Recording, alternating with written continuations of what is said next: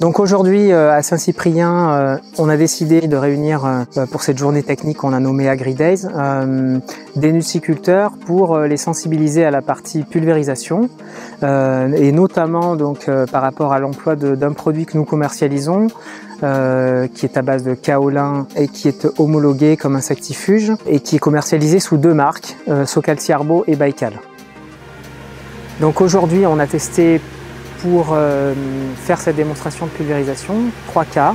Le premier avec l'appareil de l'exploitant et on a décidé de passer à 700 litres hectare avec son appareil qui ne traite donc qu'un rang à la fois. Premier tronçon. Second tronçon, on a travaillé à 400 litres hectare, volume considéré comme critique pour nous parce qu'un petit peu inférieur par rapport à ce qu'il faudrait faire pour un produit de contact.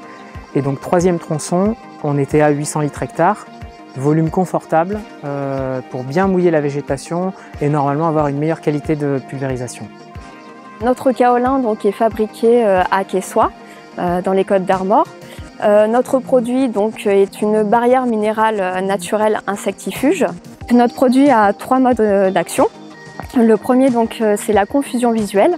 L'insecte en fait, de par le produit, ne va plus du tout reconnaître sa plante hôte, donc ne va plus venir se poser sur l'arbre. La seconde, c'est une contrainte mécanique. Donc de ce fait-là, l'insecte ne va plus pouvoir pondre ou alors se nourrir sur la plante. Et enfin, le dernier, donc par tous ces aspects et ces deux modes d'action, le cycle de développement de l'insecte va être perturbé. Donc notre kaolin, c'est un produit homologué qui aujourd'hui est homologué sur diverses cultures et sur divers ravageurs. Il est indispensable que la protection et la présence du produit soient parfaitement homogènes sur la végétation. D'où cette journée technique pour rappeler toutes les bonnes pratiques par rapport au réglage de son pulvérisateur et à la façon dont il faut l'utiliser pour ce type de protection.